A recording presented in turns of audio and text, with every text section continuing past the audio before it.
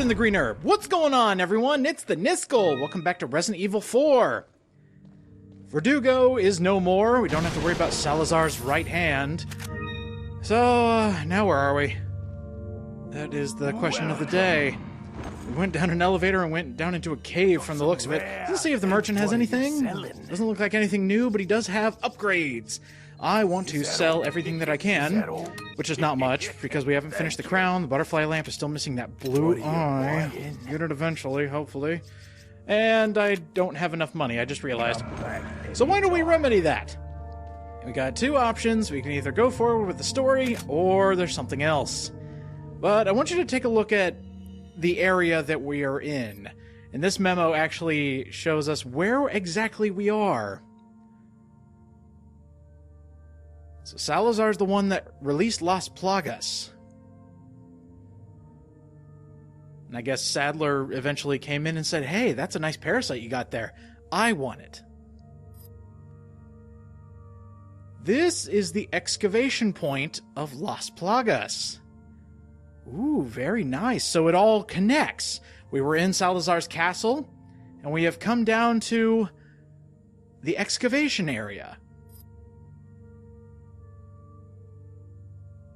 Oh, that's actually a very good point. How many parasites do we have to deal with?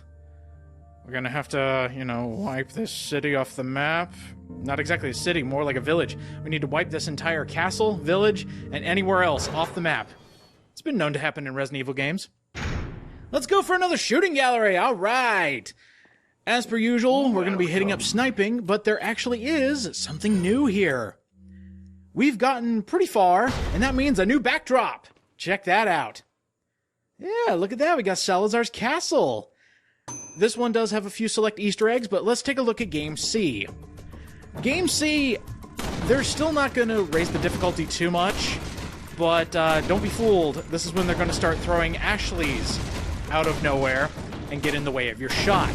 That's mainly going to be how these shooting galleries are going to go from now on. It's going to be, okay, here's a few to get you back in the game. And here's an Ashley right in front of you, so now you actually have to move around during the shooting gallery. Thankfully, as of all the games so far, this one's not that difficult. And in fact, Game 2, it actually gets a bit easier. See, look, there's a couple guys right in front of you. It is very easy to get all of your shots in, especially if you're playing the Wii version. So you can actually take your time a little bit and get those best shots. That was a perfect game. Holy crap, 5,000 points. And now let's show something off. There's an Easter egg. Shoot into the stars and you get a comet. Boom. Careful with that comet, though. It destroys the targets that are closest to you, and that also means Ashley targets. Oops. There's another Easter egg. Oh, we found Salazar's room. That's where he's hiding. Also, another Easter egg. Yeah, I just wanted to show off what happens when you lose. The crowd laughs at you. Now let's see version 2 of Game C. They've opened up the back, which means you're going to have a lot of targets way in the back there. Sniping, again, is my preferred choice just because you can get the rifle if there is a target way far away. But now they're just going to get ridiculous with how many Ashleys they're going to throw in your path. Oh man, that's a very far away target. Alright, I'm losing out on the Salazar in this round. You'll also, you might notice, some of these targets are actually going to be a lot faster. Sometimes they will just do one route where they'll go all the way to the right, all the way to the left, and then vanish. So you do have to be a little bit quicker. You've done enough of these games to where they're just going to say, alright, here's your challenge. And yeah, look at all those targets. With one explosion, you should be able to get it no problem. Speaking of no problem, got all 6 prizes, and we are done with the shooting gallery. There isn't too much more that it can throw at us, but just wait till you see Game D. 35,000 pesetas, very nice. Now let's take a look at those figures. Alright, now we're getting into the castle enemies. Makes sense. But first, here's the merchant. Welcome. I really do like that. I especially like cosplayers who sell things at flea markets and they're dressed as the merchant. We get to see high-quality versions of the Zealots. I really do like that zealot. Just his, chanting. And that one just shrieks at you. I do like that one. The leader zealot. Ahí está. And, ooh, here's your rare one. Don Pedro with a Plagas coming out of his neck stump. That's pretty cool. We're all done having fun. Time to move on with the rest of the story. Sounds great to me. Down here in the mines, you're going to get a special surprise. We've been fighting zealots for the longest time. So let's change it up a bit. And by change it up, I mean go back to where we were at one point. Sorry, I just wanted to rearrange a couple things. When you get to the mines, you'll notice that the enemies have changed. We're back to the villagers. Why? Well, I thought about it. I'm thinking, it's not that they ran out of ideas. These are actually villagers that are still mining Las Plagas. That's a great attention to detail, because you never saw any of the zealots that were actually mining. It was always the villagers. So these guys are down here getting even more of the parasites, which is horrific. And because you have been brought back to these types of enemies, the suplex actually does not work on these guys. If you put them on their knees, you will actually kick them. That's one thing I wish that could have been brought back here, is being able to suplex these guys. It's hilarious. Or it would be hilarious if it actually worked. We need what's in there. And, ooh, look at this mine shaft. This is so cool looking. Actually, going back through this game and reading all of the different memos that you can find, I'm actually finding out a little bit more about this game that I never actually, stopped and read. Because, going through this game, I was always in it for the action. I was always in through playing it. And then after I beat it a couple times, I was just like, okay, let's start speedrunning it. So I completely forgot all the extra details that this game actually does flesh out. And this is also where you're going to start getting crowded. And this is where I want to talk about the Striker a little bit. The Striker, in my opinion, it is the best shotgun for crowd clearing. But the Riot Gun is so much better in just damage and overall, hitting an enemy from far away. Striker doesn't do that too much. Oh, of course. Alright, we tripped the breaker. I want that dynamite. Ooh, hello. I did have a few people saying, you know what, you should probably keep the Riot Gun. And, I've never considered keeping 2 shotguns in my arsenal, just because I like having the space, and for the sake of this Let's Play, I'm really just showing off all the weaponry and showing off how in different situations they can be very helpful. That was dumb. Yeah, careful. These guys are rocking dynamite. We haven't seen an enemy use an explosive in quite a while, and there's quite a few down here. What was that? Oh, it's Velvet Blue. Sweet. There are quite a few just small treasures that you can find. You'll mostly find Velvet Blues down here. Just take a look around. You can actually see them flashing. Just around. What is that? Oh, that's the light. Okay. And it's right around here. Where is it? Is it right here? No, there's something that you could... Yeah, here it is. Yeah, fossilized Las Plagas. These things have been around for years. And everybody's mining them up. They're being set loose again. It's a really scary thought that these things have been around for as long as they have. And somebody just decided, you know what? I'm gonna mine this. I'm gonna control it. Look at all these minions I have now. Ugh, I don't even want to think about it. For some reason, there's free money down here. Maybe they found some prospector's gold while digging through all these Las Plagas. And here's the circuit breaker. Alright, that was easy. There is one thing that I won't be showing off just because it's kind of suicidal to show it off. These dynamite guys, they can actually grab you from behind and blow you up. You don't want that to happen ever. Oh, and then there's another surprise down here.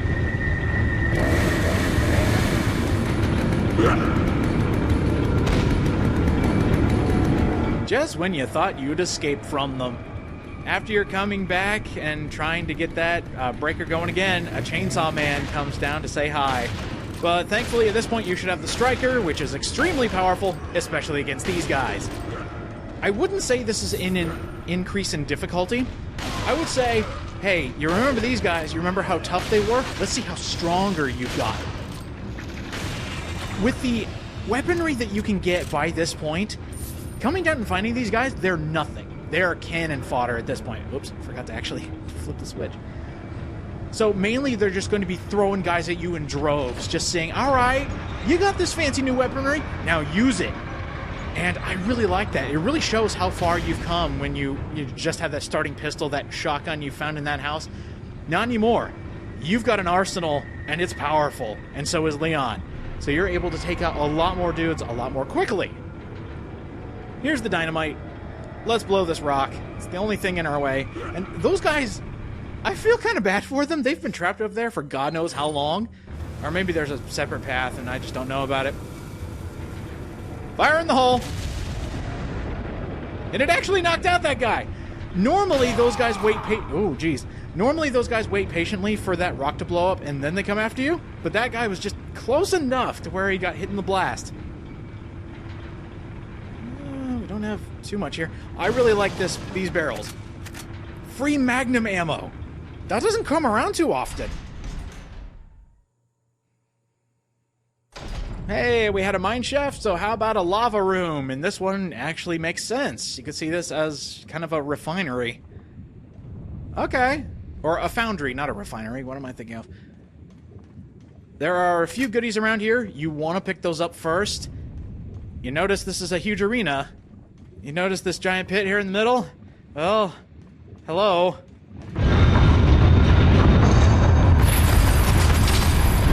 Oh, not one, but two El Gigantes for the price of one boss room.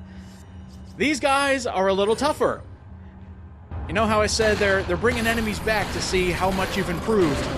These guys, I would think the guy with the chains has like 3 times as much health and the other guy has just 2 times as much health as a regular Gigante. These guys are powerful. They have plenty more hit points that you'll have to deal with. And this room has a very unique setting to where you can make this as easy as you want or as hard as you want. Basically, if you want all the money you can get, you're going to make it harder for yourself. Ow! We're going to be fighting these two because I want the money. I'm not going to lie, I really want the cash. But here's the kind of unique setting for this room.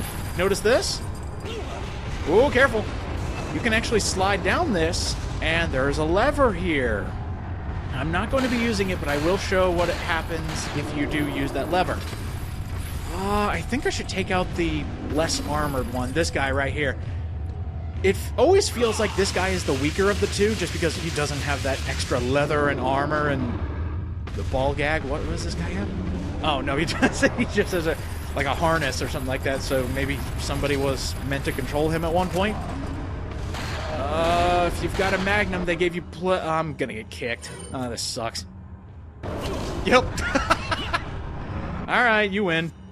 This is probably where I'm gonna lose a lot of my health and a lot of my ammo. But it's all gonna be worth it. Because I need the money. Leon, you need to get the money. Yeah, I decided a lot of you probably didn't want to see me fighting 2 El Gigantes and it taking friggin' ever. Especially since I'm being really greedy now. I will make a note here. These guys are actually susceptible to grenade blasts. At least this first weaker one. I've noticed that the guy with the chains, his skin must be so rock hard that he actually does not get hurt by grenade blasts. It just annoys him. So, killing him regularly is your choice of action. There we go. Get out of here. God. That took a lot longer than it should have. I ran out of Magnum ammo, so yeah, I had a bit of an issue. There you go. And now it's time to show off a bit. Let me show you something. Let me impart some knowledge into your brain. Down here, you can actually use the Ditman glitch, and this creates a really funny effect. Let's set up the glitch, and then head on down. Wait for it. I guess this is the part where I was going to show off the Ditman glitch. Hey, look at that! Yeah, I set up my footage to where I'll be showing off the Ditman glitch. You can actually break it, and if you break it enough, you can do something else I'll show off at the end of the episode. Anyway, here's what that lever did. if you didn't want to fight one of the Gigantes, you could drop them into the lava for a free kill. You don't get the money, but you do get a free kill and make that boss fight a lot easier. Careful around there, by the way. I'll show you why at the end of the episode. It does take a long time for the guy to die, and the hatch eventually does close, so you don't have to worry about him. And, yeah, if you want to make it a lot easier, go for that. Oh, God. You hear it too, don't you? Oh, God. We've got an entire cavern full of Novistadors. This is my last chance to get a blue eye. Let's make this count, huh? There's plenty of them around here, and a lot of them do spawn, so, you know, don't give yourself a hard time and kill some of them if they're flying around. That insta-death trick still works, so if they are floating above any amount of ground, shooting them down does kill them. But I want to be very careful, because this game is stingy when it comes to blue eyes, and I just need one. I don't even care if I get, like, a million green eyes or red eyes. I just want one blue. That's all I need to finish that lantern.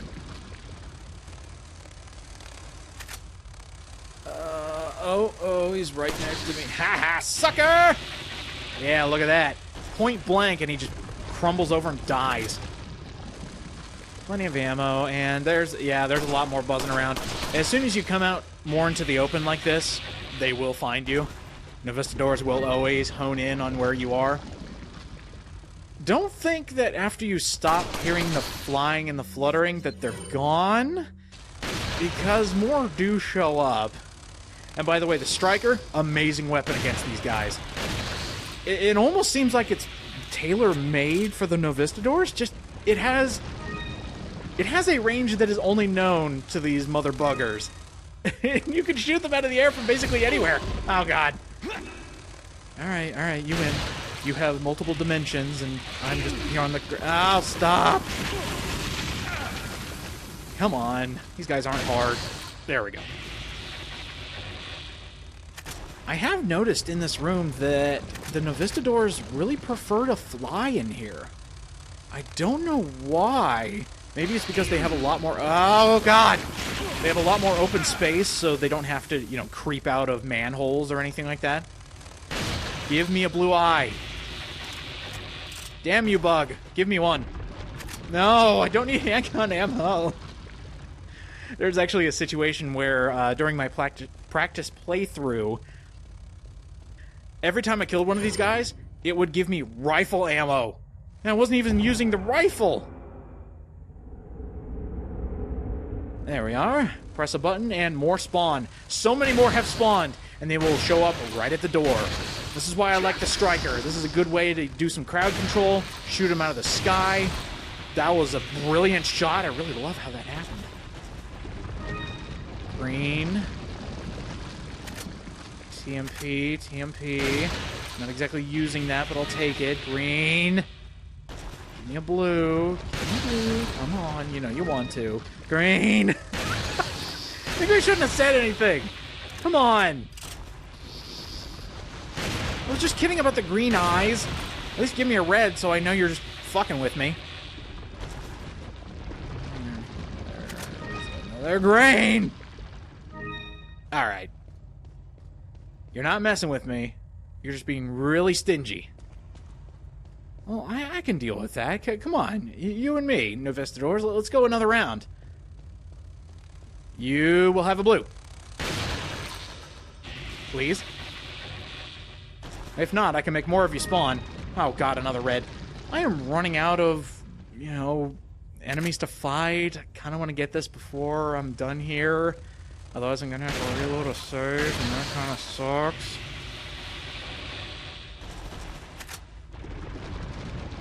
Oh, I see more. Magnum ammo, that's good. A green and a red. And another green. Oh, my God. Alright. Maybe if I just don't wish for it, it'll happen. No more have spawned right now. There's another button down here. I bet you can't guess what you have to do with it. Speaking of which, let's see what happens.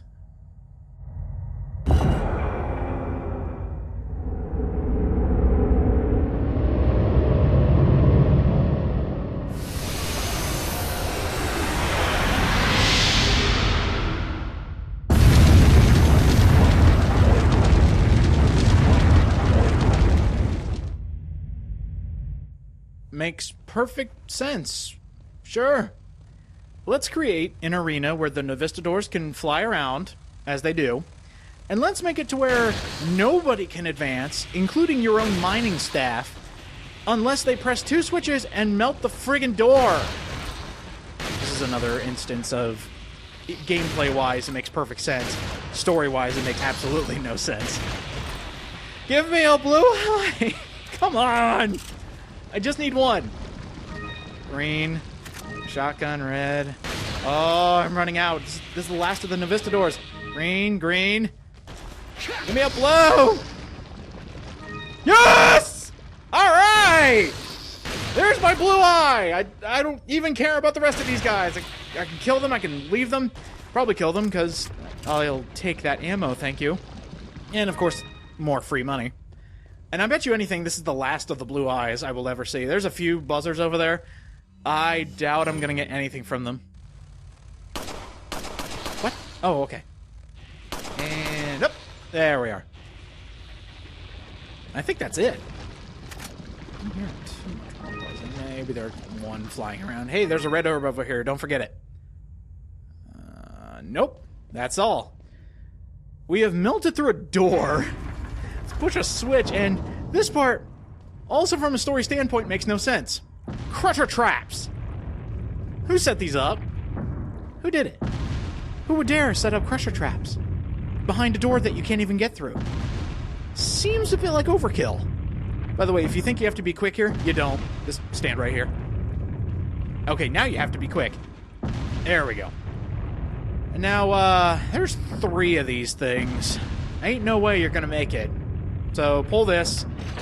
I guess somebody was thinking, what if somebody does want to live through here? Oh, of course. There you go. Now there's only 2 of them dropping. You can easily make it through here. This is another instance. I love pointing this out. Because gameplay, this is awesome. I'm having so much fun right now. Dodging Novistadors, dodging crusher traps. But... Salazar, what the hell are you doing to your mining staff?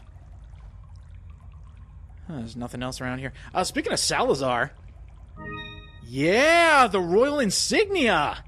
That looks expensive. And if it's what I think it is... First of all, get that done. Bam! Butterfly lamp with all 3 eyes. The Royal Insignia. It was once set in something. Well, I think I know what that thing is. Bam! The Salazar family crown. One of the most expensive treasures you can get in the game. You definitely have to work for it. Up we go, and believe it or not, that's the end of the chapter. We have done the entirety of 4-2. Hooray for us. So let me show something off. That dynamite.